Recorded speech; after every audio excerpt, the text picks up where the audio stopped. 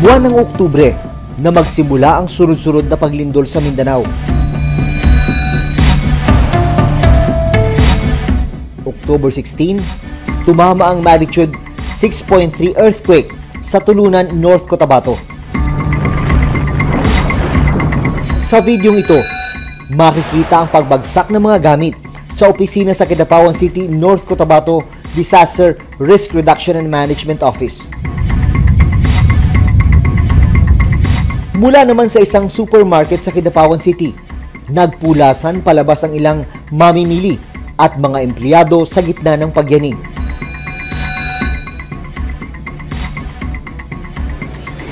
October 29, sa Davao del Sur Hospital, kinailangang ilabas ang mga pasyenteng naka-admit nang tumama ang magnitude 6.6 earthquake na may epicenter pa rin sa Tulunan, North Cotabato. Walang magsigaw, relax.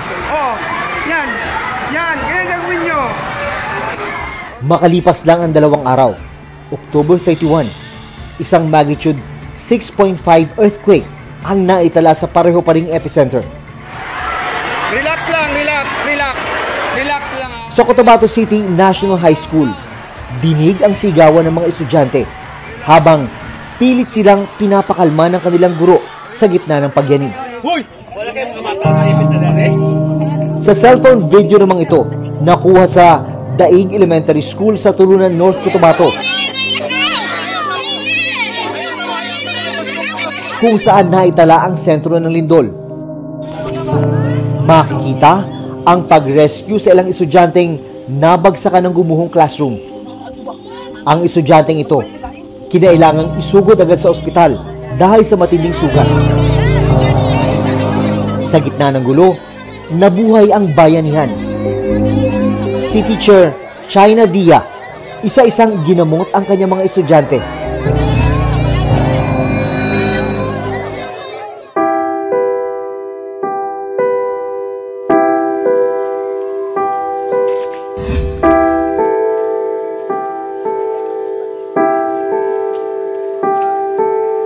Grade 1 na classroom.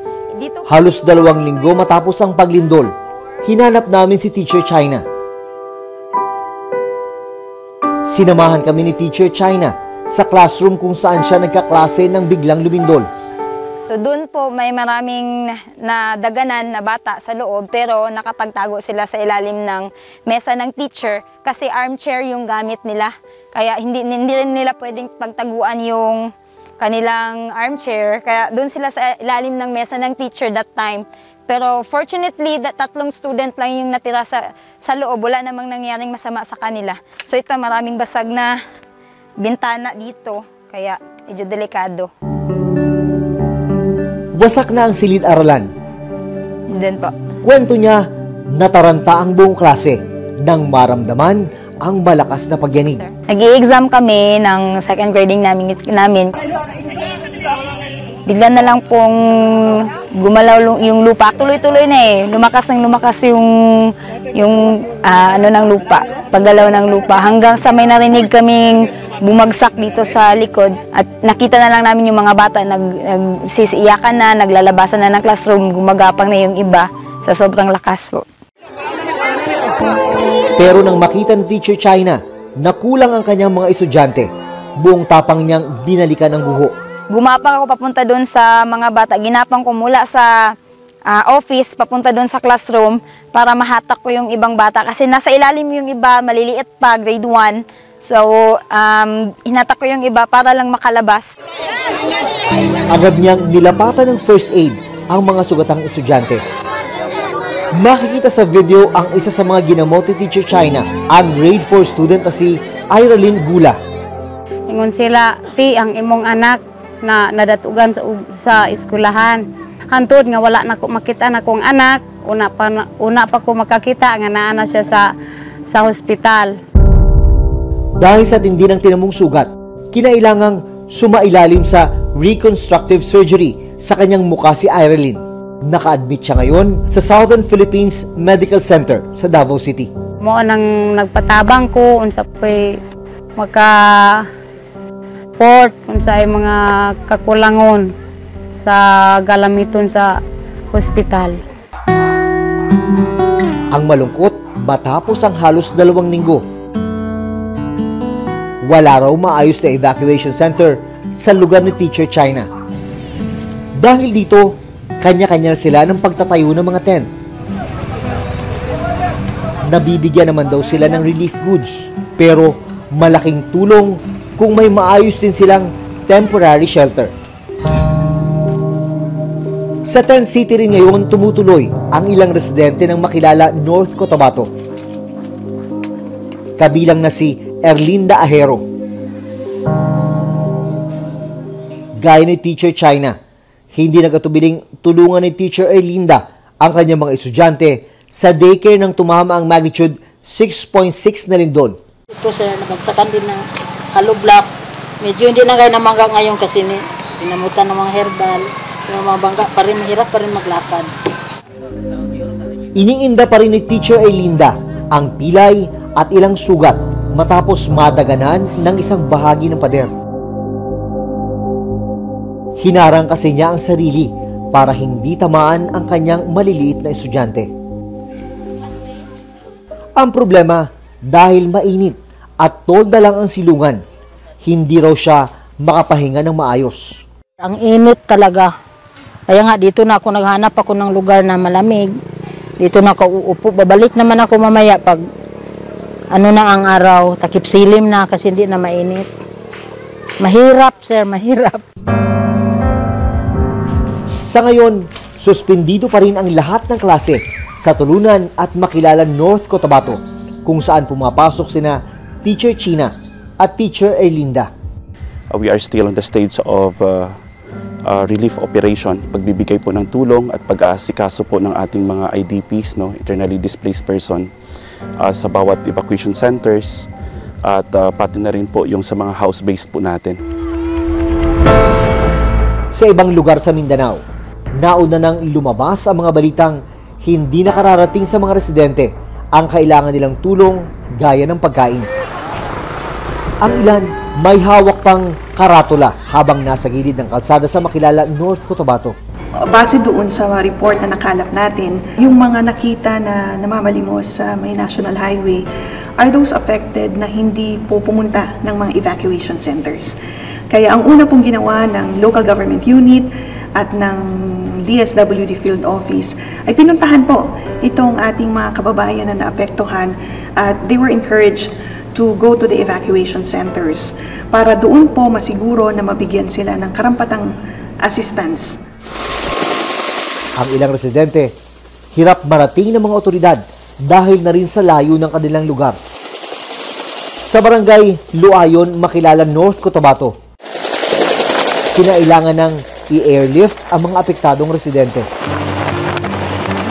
Based on the yung latest report, casualty count ay 24 dead and 562 injured.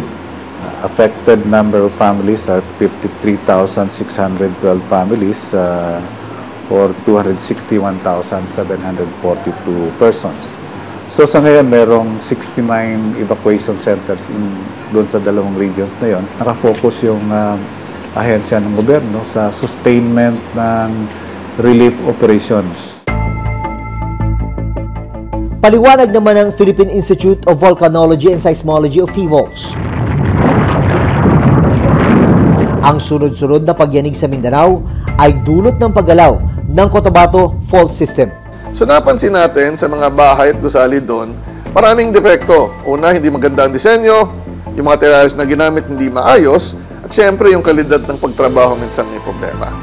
At karamihan ng mga bahay na low-rise na nasira ay talagang hindi maayos at hindi ma-standard ang mga materyales.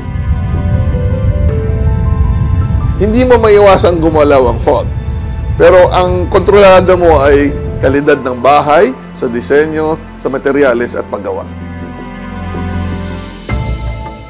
Ito naman, meron siyang poste pero mukhang walang sapat na lakas yung poste kaya nung tumagilid na yung poste, sumunod naman yung bakod.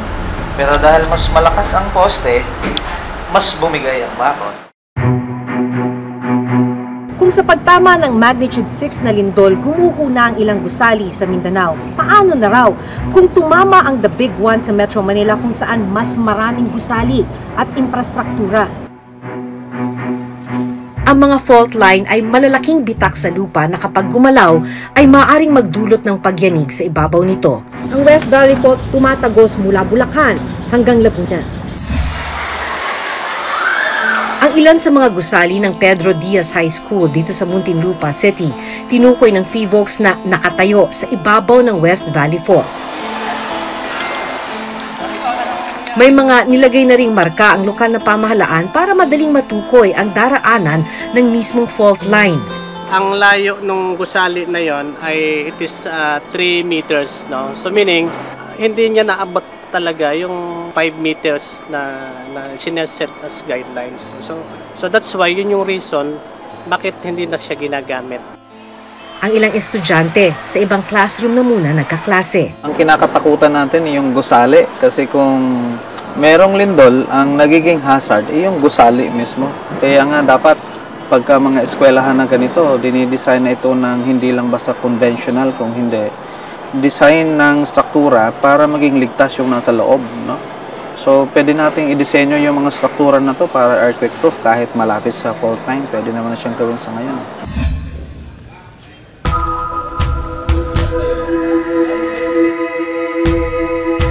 Sa patuloy na pagbaybay ng Reporter's Notebook sa West Valley Fault, narating namin ang bahay na ito na halos magiba na sa dami ng mga bitak. Dito sa likod, dito mo mas makikita talaga yung laki ng bitak sa pader ng bahay na to.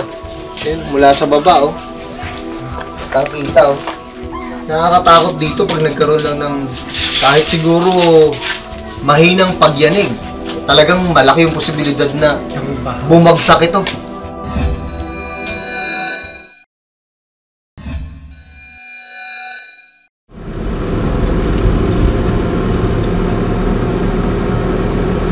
Ang West Valley Fault, dumidiretso mula Bulacan hanggang sa Laguna.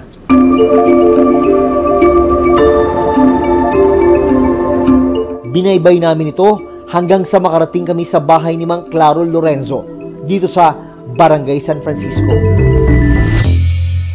Kapag ginamit mo ang fault finder application ng PHIVOLCS, ito yung lalabas. Yang kulay pula na yan yung bahay kung saan nakatira si Tatay Claro. Nakapatong sa mahigit 100 kilometrong West Valley Fault. Sa harapan ng bahay, makikita ang isang active fault marker na inilagay ng Binyan City Disaster Risk Reduction and Management Office. Tay, magandang hapon. Taong 1990 pa raw tumira sa bahay na ito sina Mang Claro. Panahon na hindi pa sinasabi sa kanila na dadaanan ng fault ang lugar nila. May mga karaksa daw. Oh, laki. Yan sa loob.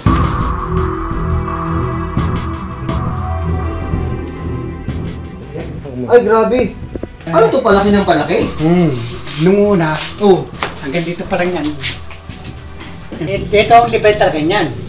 Ah, bumaba. Oo, ito ang taga level yan. Ayan lang yan. Ayan ang pintura niya, ganyan. Paano yung dahan-dahan? Hanggang naging ganyan na lang siya? Nagiba na nga ito, tsaka yung pader to.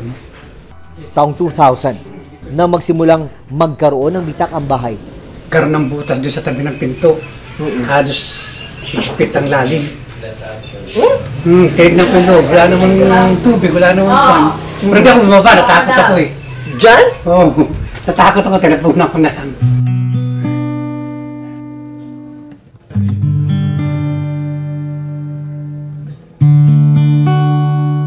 Dito sa likod, dito mo mas makikita talaga yung laki ng bitak sa pader ng bahay na to.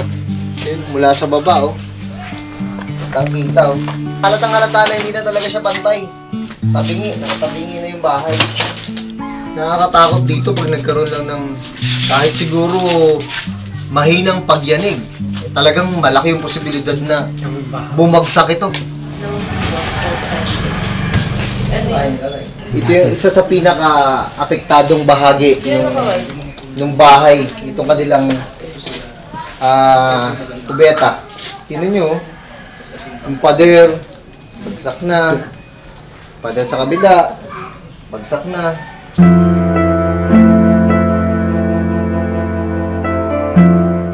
Dahil sa takot, sa labas na ng bahay natutulog ang mag-asawa. Di ba, sa Mindanao, grabe ang mga lindol.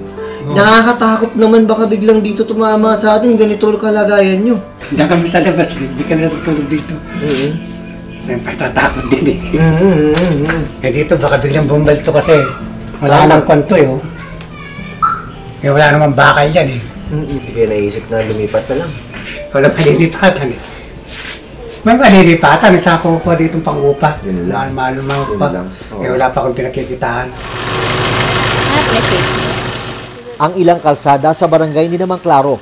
Apektado rin ng paggalaw ng fault system.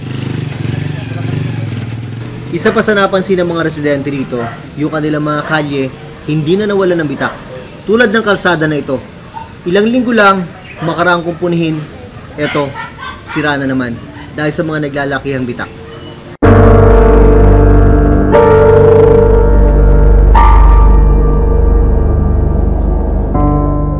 Wala pa naman kasi yan eh. Wala pa yan noon. As in maganda ang kalsada rito. Hindi pa siya nagkakaganyan. Ito na lang siguro mga 4 years, ganyan na. Talagang as in nakaka-nervyos. Malalim niya yung bumuka na yon. Ang lalim niya. Tinatabunan lang ng buhangin. Para syempre hindi makikita or ano. Taong 2015 daw nang magpunta ang FIVOC sa kanilang lugar para ipaliwanag ang fault system na dumadaan dito. Hindi rin daw nagkulang ang kanilang barangay sa mga paalala. Ang problema lang, nauna nang itinayo ng mga residente ang mga bahay nila bago pa inilagay ang mga fault line markers. Gusto man daw nilang lumipat, wala naman daw silang mapuntahan. Sinabi nila kung pwedeng umalis na. Dahil medyo pag nagkameron ng the big one uli, may magkakaproblema. Kapag ang isang bahay ay nasa taas ng isang fault, pwedeng magkaroon ng pagbitak ng bahay. Kasi kung ang fault ay kumilos o gumalaw at malaki ang pagkilos niya, yung bitak sa ilalim ng lupa ay pwedeng tumagos sa ibabaw at wala tayong proteksyon o engineering way na hindi masira yung lupa at hindi rin masira yung bahay. Kaya delikado ito. Preparasyon po ng ginagawa ng aming barangay, kami po, ng mga responder. Nagtuturo po kami sa mga eskwelahan dito sa sakop ng barangay. Nagtuturo po kami tungkol sa drill, earthquake drill po. Katulad nun po sa subdivision nga po, may nagkakaroon po ng kahit na mahinang magnitude po. Katulad po nung nakaraan, sinecheck po namin ang bawat bitak. Kasi pag may konting galaw, agad namin pong sinasangguno sa nakakataas. Sa Taguig City, 2 barangay ang nadadaanan din ng West Valley Fault. Naglagay rin ng FIVOC ng mga marker dito. Ilang taon na kami na nagkakandak ng mga seminars at saka sa mga empleyado namin. Kailan lang nagkandak kami ng seminar sa kanila tungkol sa gagawin nila kung sakaling dumating yung the big one na yan, nakahanda yung mga ano dito. Lahat ng mga cover court namin dito, inano namin na kung sakaling dumating yon, doon tatakbo yung mga tao. Kasi kailangan mo ang iba't ibang klase ng paghahanda. Una, pagdating sa isang aktibong fault, dapat hindi ka magtayo doon. Lalayuan mo yan. At least 5 meters ang ating sinasabi. Pangalawa, at mas importante, ang pagyanig ang pinakadelikado. At kailangan sigurado na matibay ang bahay na gagawin at mga building na gagawin. Ang problema, marami din sa ating mga kababayan ang hindi kumukonsulta sa mga inhenyero o arkitekto. Dinidevelop din ngayon ng FIVOC ang tinatawag na Hazard Hunter Philippines. Na kung saan, pareho ng fault finder, double tap lang ng mga tao yung screen ng kanilang cellphone o computer sa bahay nila o kung anumang lugar at malalaman na kaagad hindi lang kung nasaan yung fault, gaano kalayo, lahat ng earthquake-related hazards, volcano-related hazards, and weather-related hazards. So, mas marami na ang pinapakita ng hazard hunter. So, ibig sabihin, sa panahon ngayon, kung talagang interesado yung mga tao sa tulong ng local government, ay dapat magkaroon na ng mas mataas na awareness ang mga tao. Kung hindi pa, ay kailangan natin magtrabaho ng puspusan.